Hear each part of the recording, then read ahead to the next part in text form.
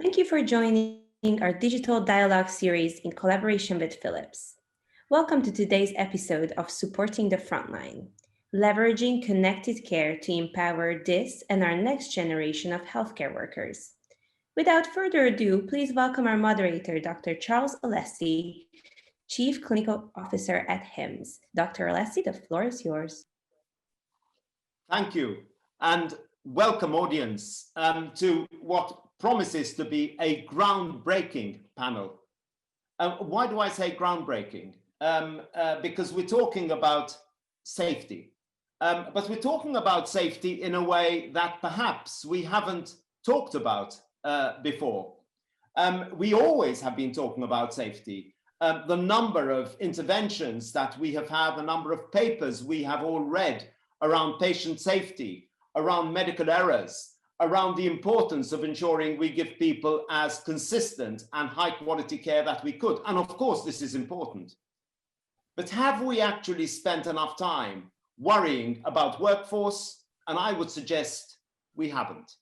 And suddenly COVID has actually taken workforce into a new place.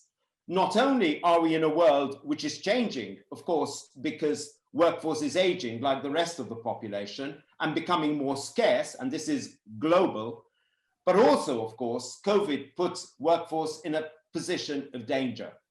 And a position of danger where we were perhaps in different parts of the world, it was different, not quite as prepared as we could do, or understanding of the issues under pressure as we could have been.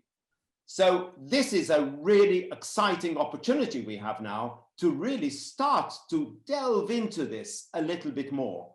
And of course, I have probably the best panel I could hope to have in the world to talk about this.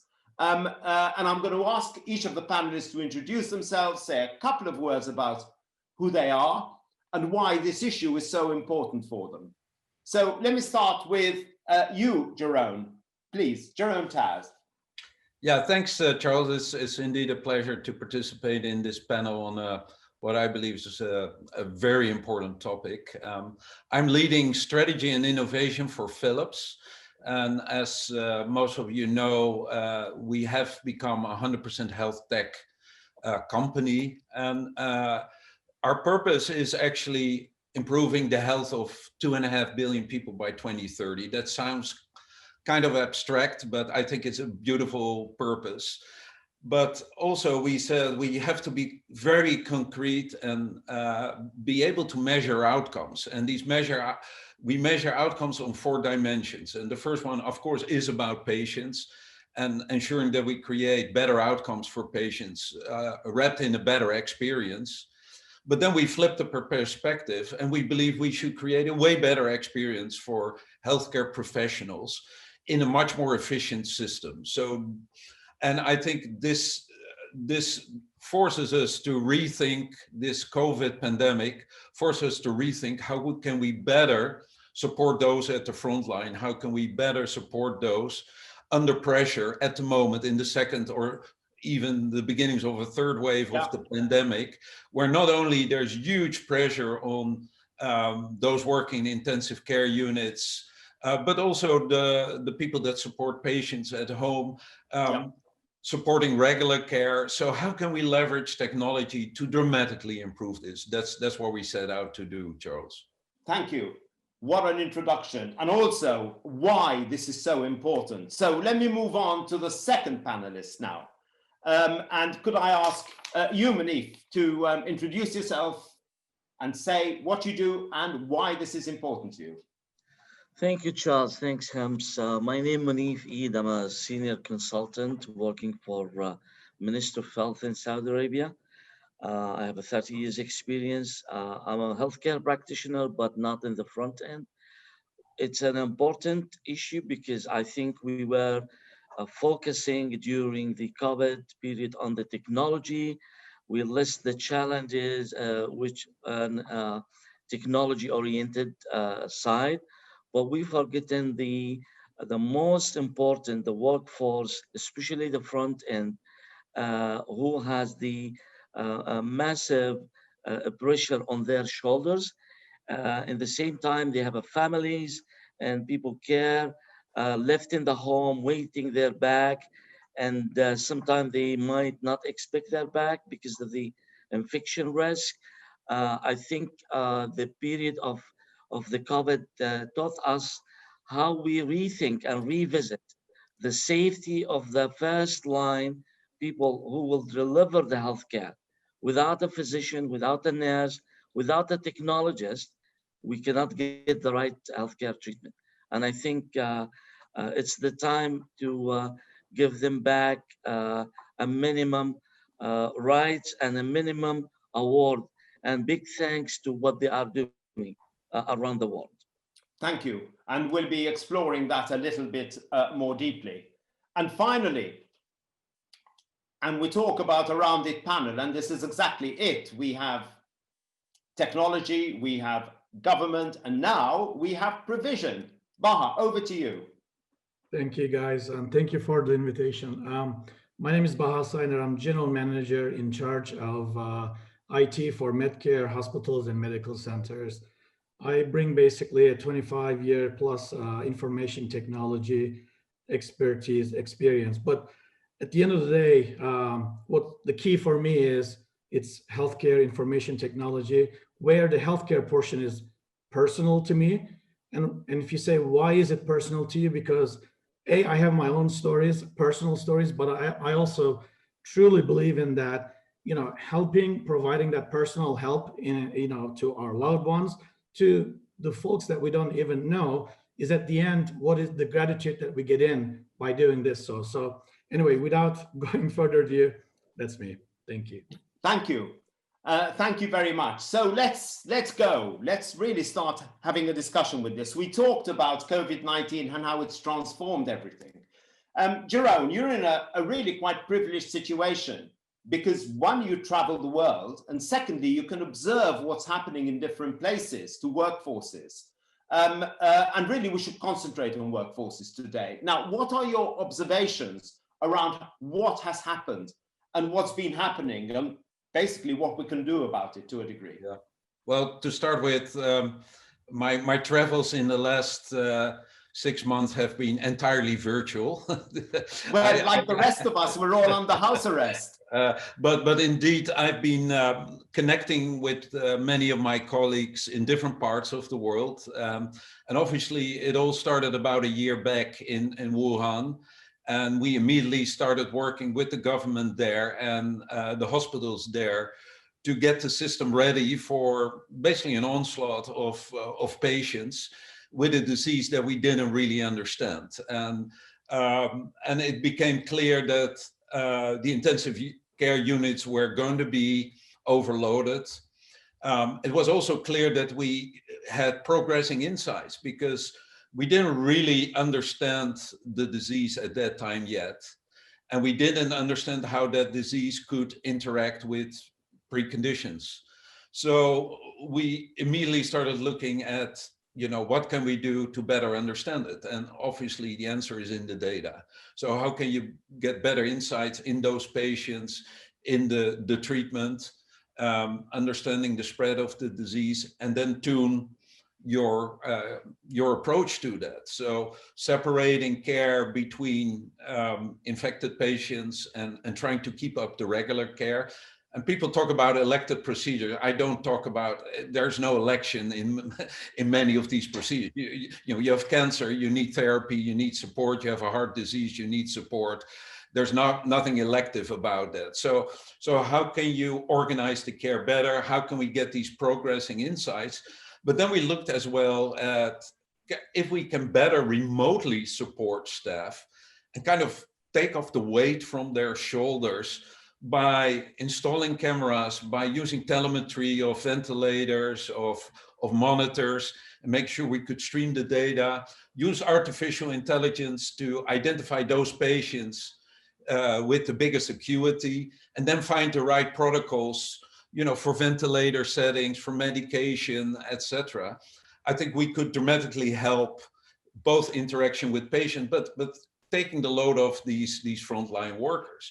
But similarly, we started looking at if we can take out those patients who stabilize and monitor them at home rather than in the hospital, that would free up capacity. And we actually found out that around 25% of those patients that show signs of stabilization, which again we glean from the data, we can bring them home, and then we have wearable monitors like this, and we keep monitoring them at home.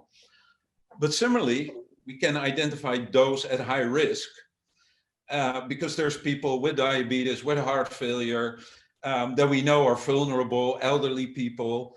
If we stick these kind of monitors on them, we can, try to help them take better care and avoid them going into an ICU. And we even developed, together with the US Department of Defense, a set of algorithms that can actually detect infectious disease from vital signs. So, and if we see the risk score changing rapidly, we can then proactively intervene. So, and then the last point, if we can truly allocate the right resources to where it's really needed, again, understand, and resources are typically people, the front end workers, the nurses, the doctors, but also equipment, ventilators, monitors. So if we can better allocate those to where they're needed by, again, using data to track and trace and allocate, we've seen that we can dramatically improve the care. If we can virtualize them, because not every specialist needs to be at the bedside. It can be done through camera. And we've seen that also with patients. If patients don't feel well, now we can consult with them virtually. And all of this, I think, shown the healthcare system that there are better ways to provide care. And I think this was triggered by the pandemic, and there are better ways to offload, our professionals and give them better information, better tools to do their daily job. I mean, this is fantastic, Jeroen, because really what you're saying is you can fundamentally continue looking after people, even if they're not in the physical location where they are. You can really have an ICU with a very long tail, which goes to a person's home, and potentially, conceptually, there is no reason why the location becomes far less important, because you can actually take the whole location and transport it. So an ICU at home is not crazy.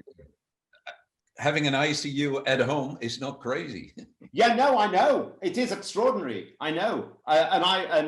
We've talked about the fact it's not crazy, but the concept is really something which we're getting attuned to. Absolutely. Let me pass on to you now, Monief, because this is something which, you're in government, you are policymakers, you are trying to think in terms of now, this is happening. You mentioned the fact that it's so important to actually protect your workforce. And of course, Saudi has done an admirable job anyway, doing that. It was it must have been quite a difficult time to cope with all those changes happening suddenly. And a lot of thinking and strategy must have gone in to actually managing a process which was changing ever so rapidly. So what are your feelings? I think the Minister of Health at the beginning were successfully in diagnose the cause root around the pandemic and the crisis, and try to analyze and split the items that can minimize the load over the front worker. An example, set up a hotline phone, 937, allowing 100,000 people to communicate through a phone line and explain their cases, and then split these cases as a critical or not critical, rather than allow people go and stop in front of the emergency. Second, building up in a very short, fast time, multi-applications to, again, allow the citizen and residents to communicate with a remote physician who can consult and communicate with them and give them the right advice, that to minimize also, because keep in mind, Charles, if we let those people to go one time to the hospital, that's a big pressure. So analyzing the cases and make them in a category, that helps. Second, in the front line, if I have a ICU specialist, a nurse in the ICU, and they have a shortage of equipment, shortage in the tool, shortage in the test, that's another pressure. So I think they were very successful from day one and signed a few contracts with China, with European countries, and some American companies to supply and ship as soon as possible within a short period of time those equipment, put them in the front. Last but not least, I think building in a quick time, not more than 2 to 3 weeks, of 500 beds hospitals. Those hospitals to be isolated just for the COVID.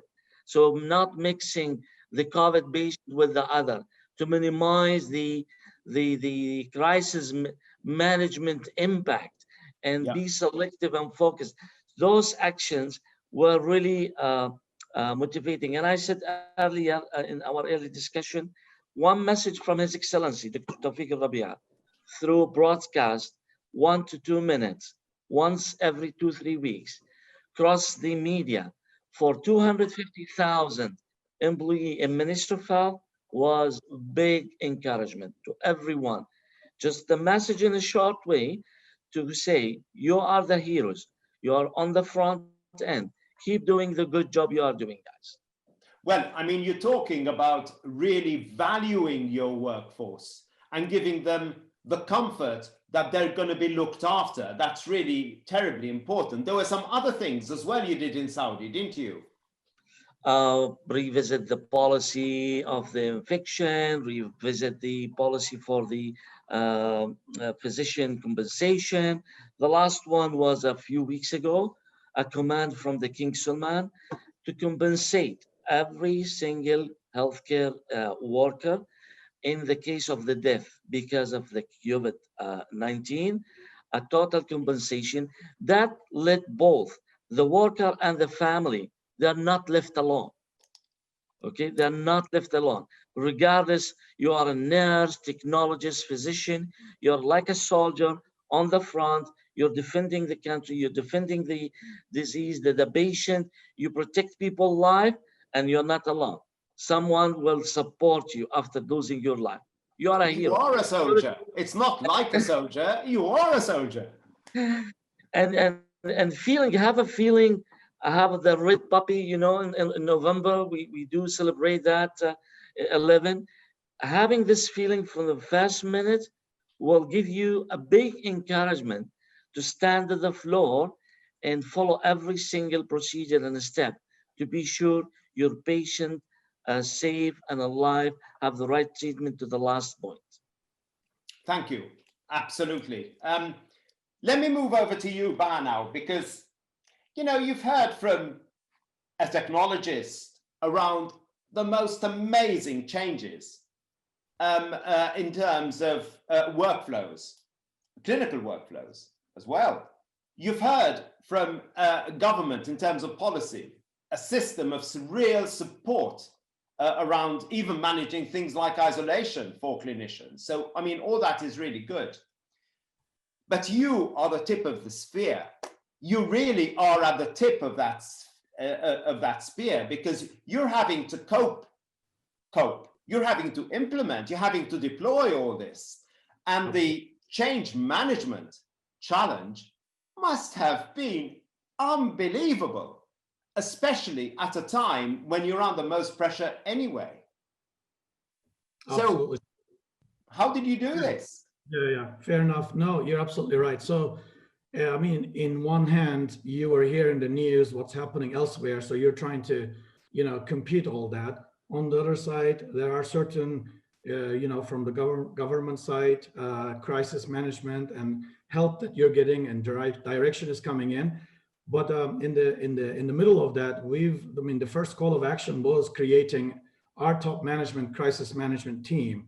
And every morning getting on that call and understanding what's all happening in each facility and what are we going to do next.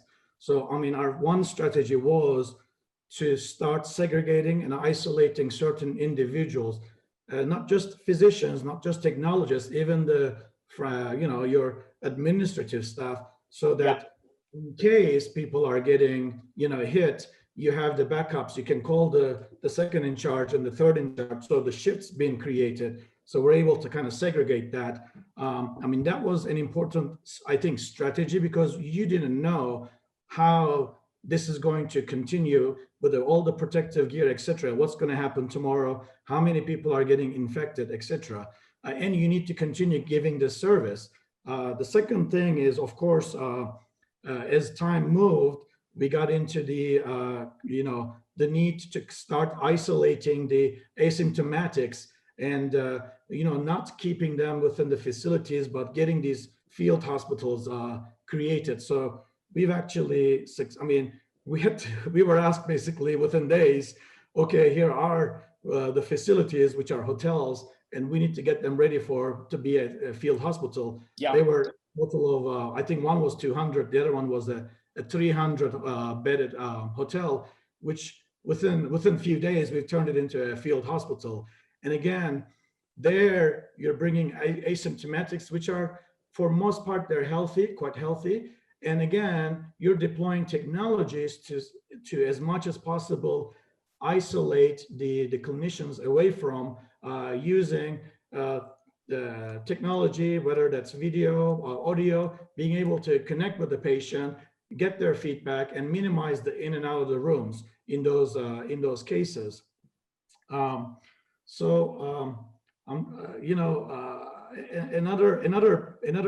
part that we were involved, of course, the infusion pumps was a scarce equipment. I think in all countries, in all regions. So I mean, we've had of course, the pleasure of having a central governance of that within at the country level, and being able to get our numbers, contribute, and shift the equipment as needed to the most important areas.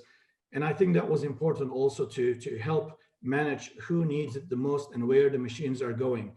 I mean, another piece is, so we have 4 hospitals, and some of them are women and children or orthopedic, which is more specialized hospitals, whereas the other hospitals are multi-specialty hospitals.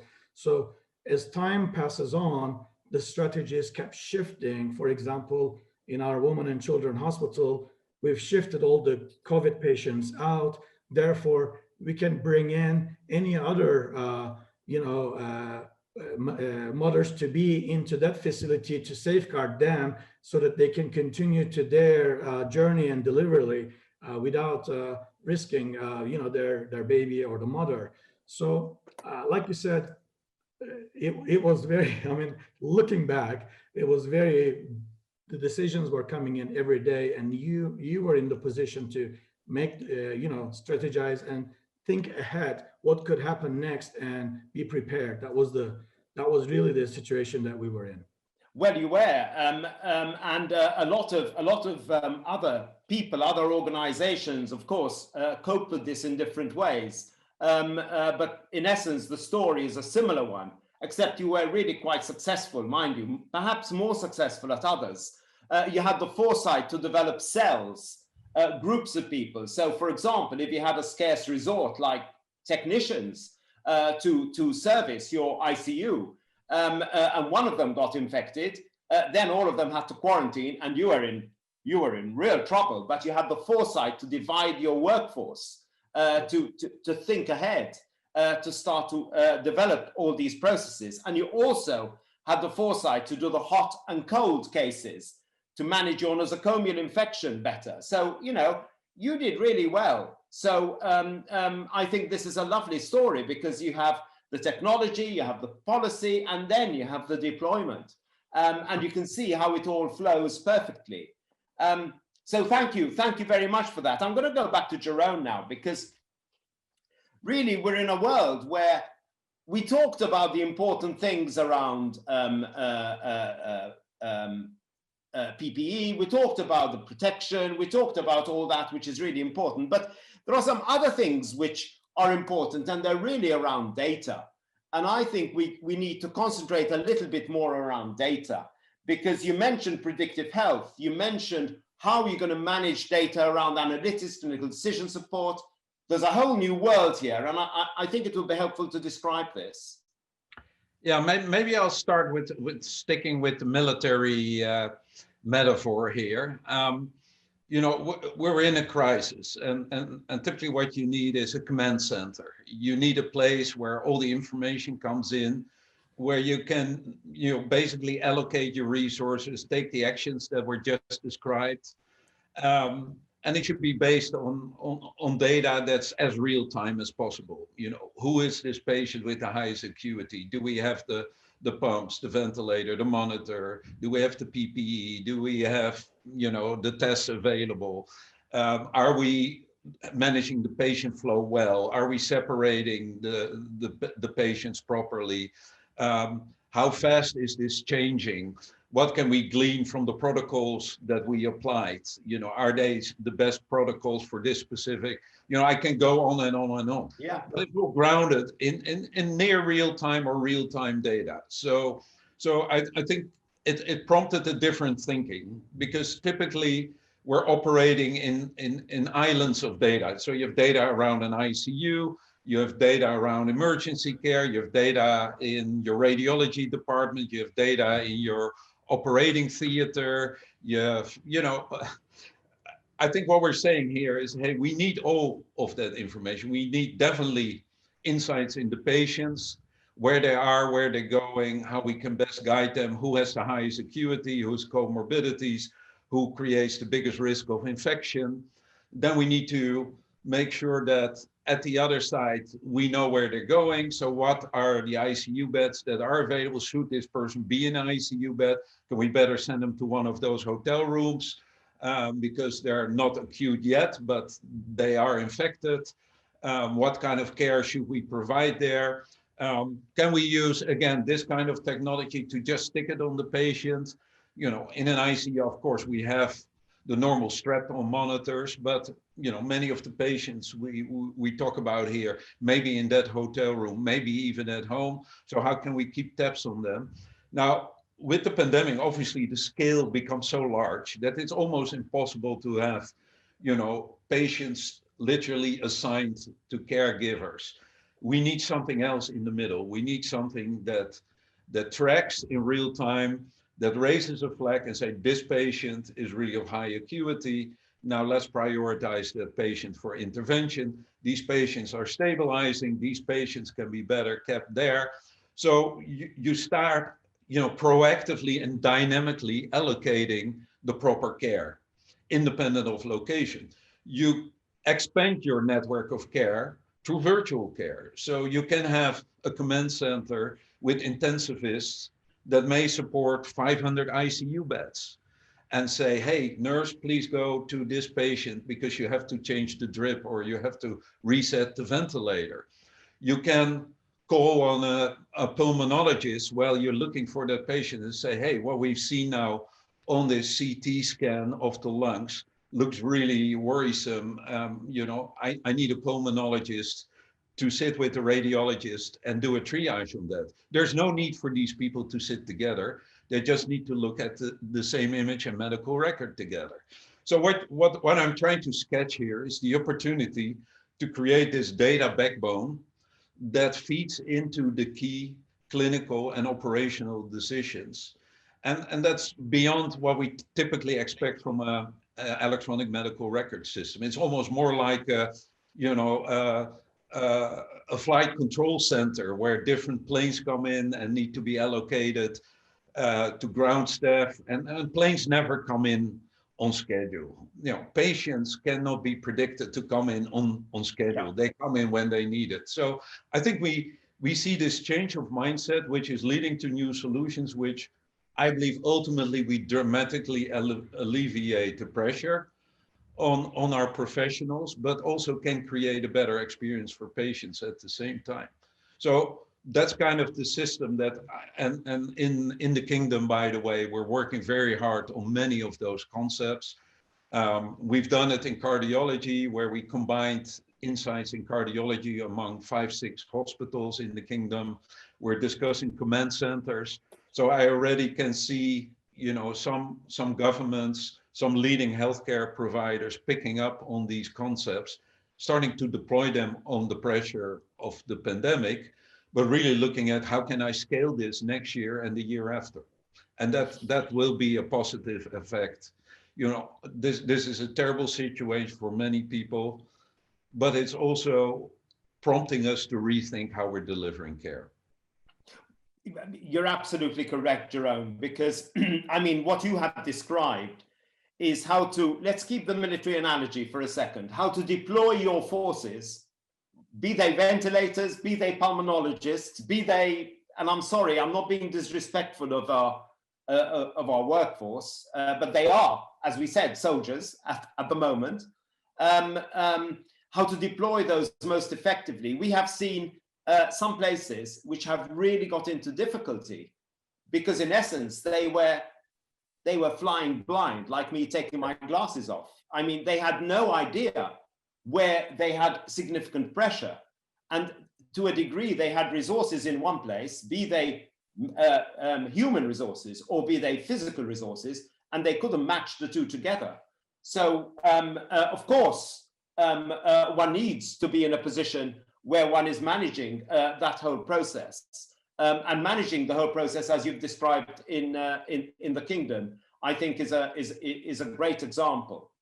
Let me move on back to you, Monief, now, because we're talking about a fundamentally different structure to a health and care system. Suddenly, we're talking to a system whereby you're going to have to really think a little bit more around how you're going to incentivize parts of the system to work, and also the tariffs, because suddenly the old tariffs around face-to-face contacts clearly are not going to work in the same way. We have seen an enormous explosion because of COVID around taking digital modalities into the mainstream, but with that came the realization that perhaps our tariffs inevitably were lagging behind. And we have run into difficulties in different parts of the world because people have been less willing to adopt these new modalities, even though in the end they were forced to because of force majeure in many respects, because the tariff just didn't support them. How did you manage all this? And I know you managed it very well in Saudi Arabia. Okay, from the first day, a decision taken to have a central command center. And this is very important because you are collecting a real-time data.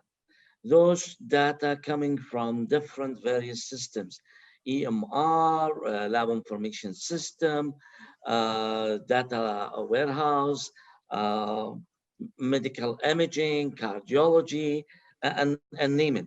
So the idea is not to collect only the data, but also to create dashboard KPIs and start analyzing what do you have to predict and distribute and take a decision and re-strategize, envision and do actions. And part of that, we were able to, for example, I'll give you some examples. We were able to take a few decisions to allow the workforce relief from those decisions and continue supporting the patient. An example, distribute like 35 robot systems in the critical care area, helping the shortage of ICU and the staff communicating with the patient, using the tracking system for the patient inside and outside, especially the one who stayed in a hotel or in the home, providing modality. I know that some of these modalities, maybe from technology perspective, are new, but we have been asked the vendor who were with us on the floor, did not leave the country, to be sure we are giving the right amount of a training on those modalities and how to be utilized them. An example, a physician or nurse familiar with a Drager, for example, ventilator. Now you are bringing X or W, another trademark. So you need really to have in consideration the training and the knowledge and adaptation in the same step. It's not after, it's within the, and those, again, I'll give the credit to the data collected on the command center level. On those crises, that was a lesson, I think, to most of us. As much as you have a good command center and a lot of data, and you are able to analyze them, even you can communicate with your public transparently and take some action. Like, for example, tomorrow, no more people will walk on the street. Why? Because we have this data, guys. Infection is increasing, number of cases increased. And after 1 week, we open it again. Why we open it again? Because this kind of data. And this same applies to the front work forces at those hospitals. It's not just delivering to them the modality or the equipment. Having said that, I have to give a credit to the Minister of Health, the Medical Supply Division. We have almost like 300 hospitals, okay? And I would say for the last 3 years, they were really well equipped. Like a government invested a lot. Today, Charles, you go to the hospitals at Minister of Health, you will find CT 500 slides. You will go and find 3 Tesla MR. You will find the latest model of the vital sign, charting system, a ventilator, anesthesia. And of course, there is a room for improvement and enhancing. Yes, but the way you've done things is you haven't only bought things, you've incorporated them within a strategy. And I think this is what is so special about Saudi Arabia. You've bought the stuff you need to, but not, oh yes, and they're over there. No, this is part of this strategy. This is part of this pathway.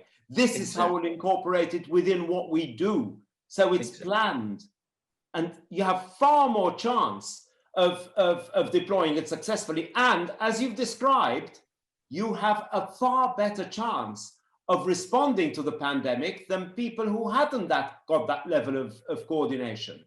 Absolutely, I cannot disagree. They did a good job, really. They did a good job, outstanding. Thank you.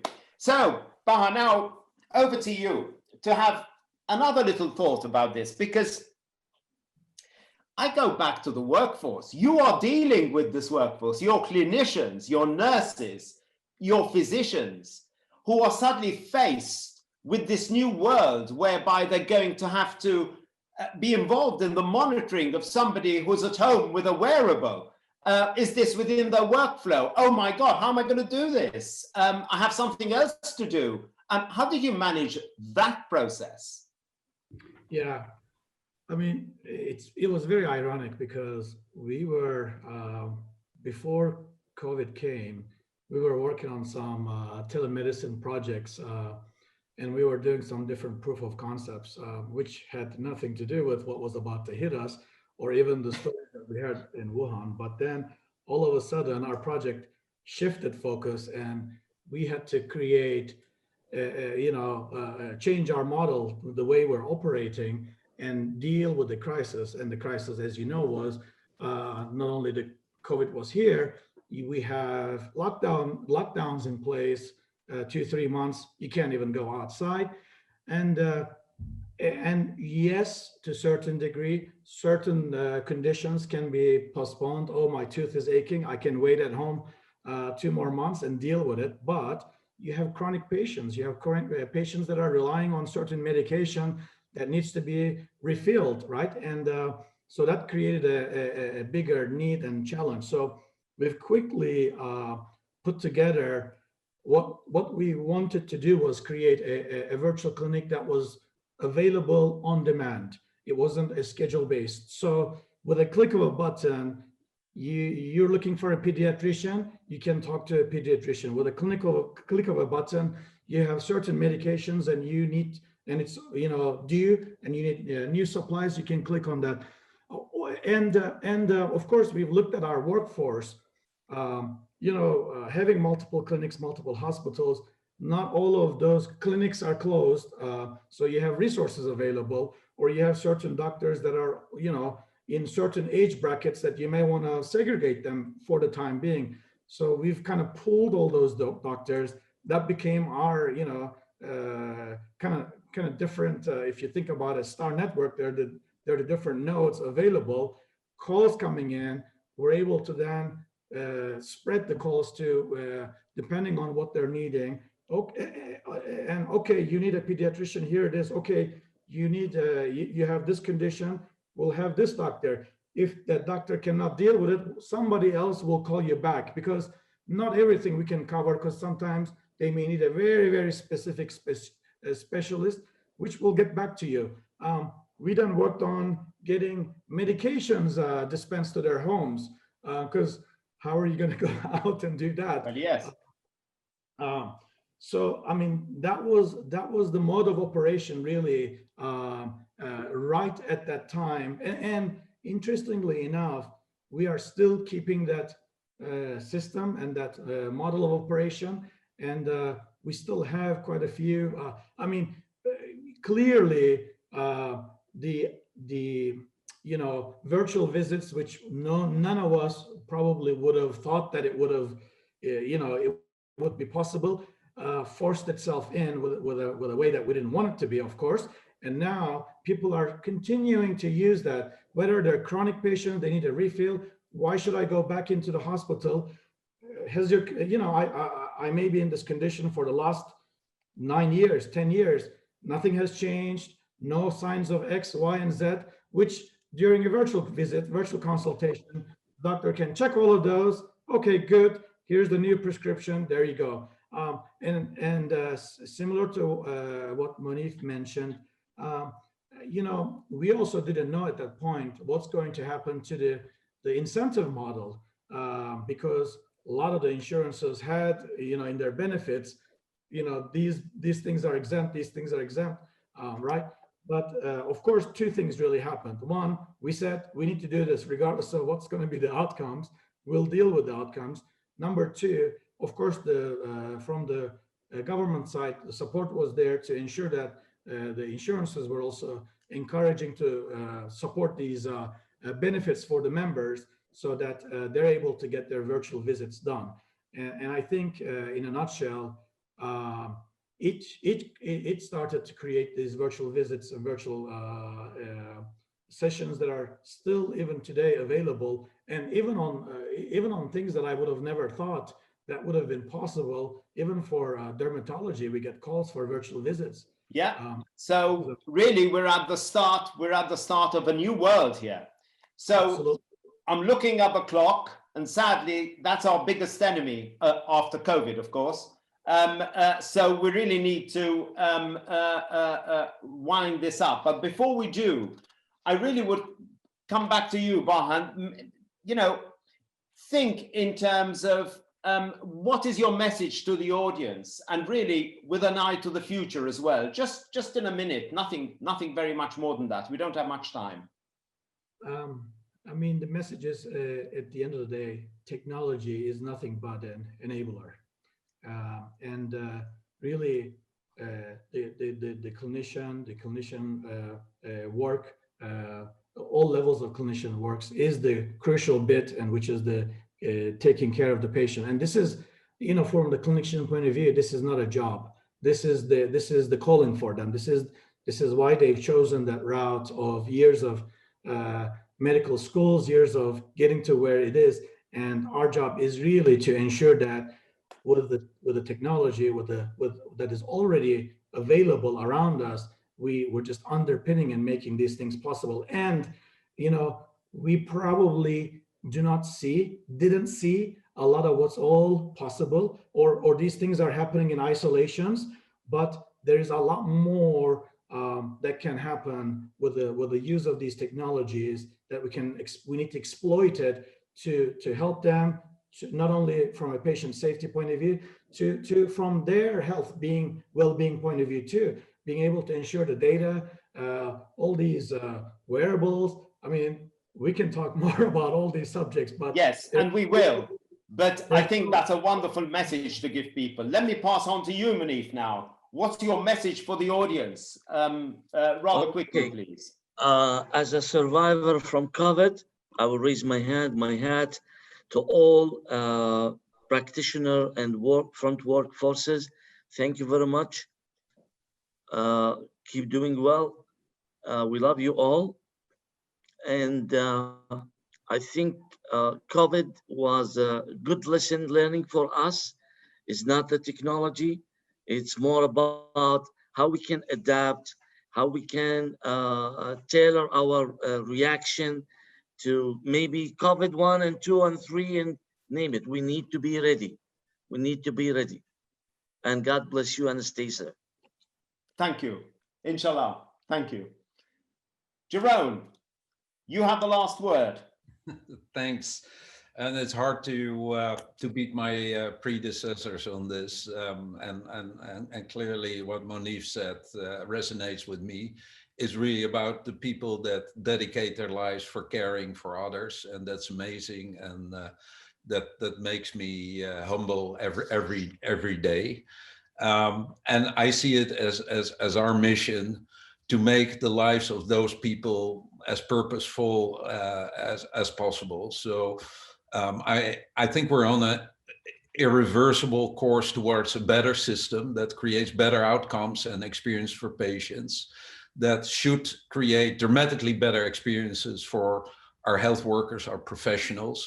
And by all the technologies and organizational setups that we discussed today, command centers, virtual care, data-driven care, I think we can scale this and therefore make it way more efficient. So as Baha said, there's a lot of learning here, and let's translate that learning into a way better healthcare system. So I'm very hopeful, listening to Baha, listening to Monief, that we're on the right track here. Thank you, Jeroen. That's a wonderfully optimistic but honest assessment of where we are, because I think the future is optimistic, even in these dark times. So I'd like to thank our panelists for sharing your expertise with us today, and of course the audience for joining us.